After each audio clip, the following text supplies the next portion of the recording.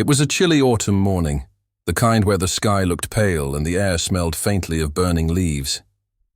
The schoolyard buzzed with the usual chatter, the clatter of lunchboxes, and the squeak of sneakers on pavement.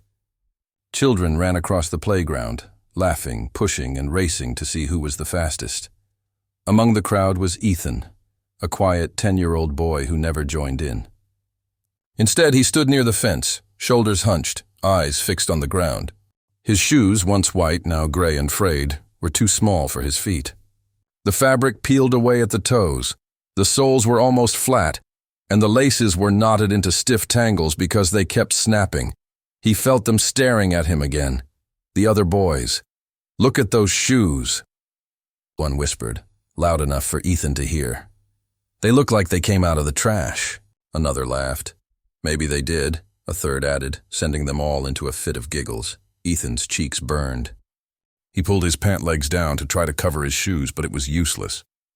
They laughed anyway. From her classroom window, Mrs. Thompson watched. She had been teaching 4th grade for nearly 20 years, and in that time she had learned to notice the small things.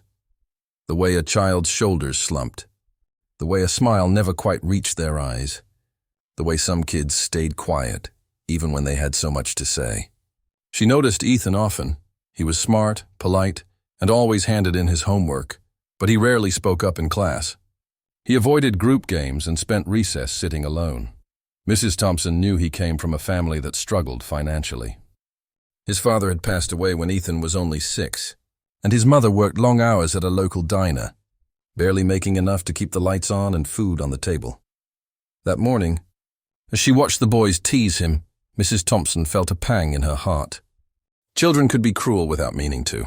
They didn't realize the weight of their words, how they could crush a spirit already carrying burdens too heavy for such small shoulders. When the bell rang, the children shuffled inside, still laughing and whispering. Ethan sat at the back of the room, keeping his head low, pretending not to hear. Mrs. Thompson began her lesson, but her mind kept drifting back to those worn-out shoes. During silent reading time, she walked around the room, glancing over shoulders, offering quiet encouragement. When she reached Ethan, she crouched beside his desk. "Good morning." "Ethan," she said gently. "Morning, Mrs. Thompson," he whispered. Without lifting his eyes, she looked at his book and then, softly, at his shoes. "That's a good story you're reading. You always pick interesting ones." Ethan gave a tiny nod. Mrs. Thompson smiled and moved on, but her heart felt heavy. When the final bell rang and the children spilled out into the crisp afternoon, Mrs. Thompson stayed behind. She sat at her desk, staring at the stack of graded papers, her thoughts elsewhere. Her own salary wasn't large, but she knew one thing for sure. Ethan needed new shoes. Not just to stop the teasing, but to give him something every child deserved. A chance to feel proud of himself, to stand tall instead of shrinking away. That evening, she drove to the local store. Rows of sneakers lined the shelves, bright reds, cool blues, crisp whites. She picked up a sturdy pair of black and white sneakers, the kind that could withstand playground scuffles and still look good. She thought of Ethan's quiet smile, the way he hunched his shoulders, and she imagined how his face might light up if he had these. She bought them, tucked them carefully into a bag, and went home with a plan. The next morning, Mrs. Thompson arrived early. She placed the shoebox inside her desk drawer, her heart racing with anticipation. When the students filed in, Ethan walked quietly to his seat. He didn't notice anything unusual. During lunch break, when most of the children had gone outside, Mrs. Thompson called Ethan over. "Ethan, could you stay for a moment?" she asked. He hesitated, nervous. "Am I in trouble?"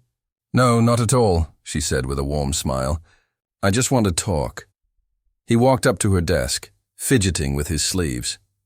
"I've noticed how hard you work in class," she began. "You're always respectful and you try your best. I'm very proud of you." Ethan's eyes widened a little. Compliments weren't something he heard often. Mrs. Thompson reached into her drawer and pulled out the shoebox. She set it gently on the desk. "I thought you might like these."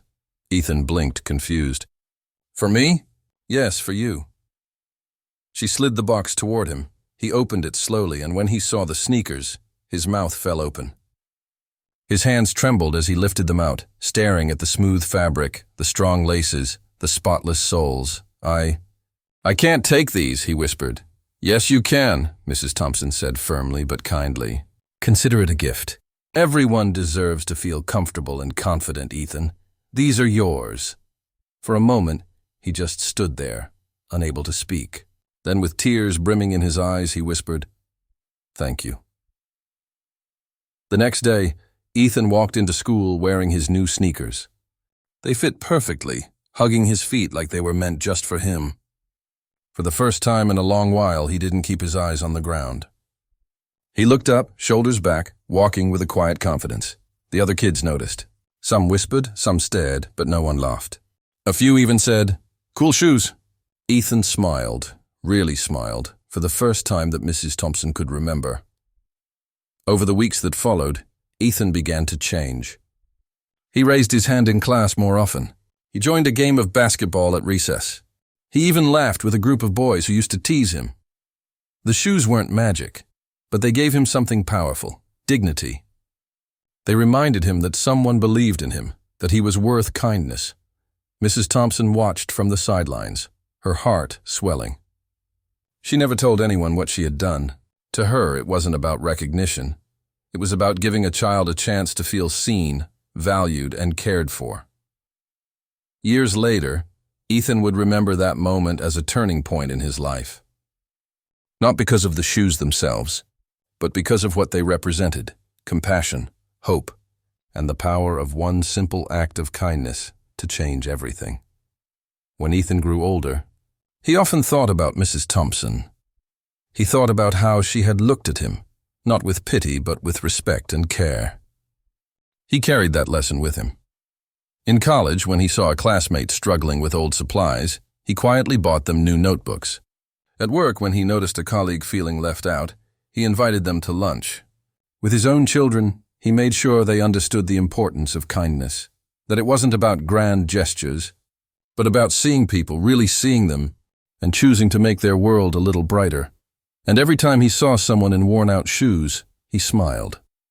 Because he remembered the day a teacher changed his life with a simple box and a heart full of kindness.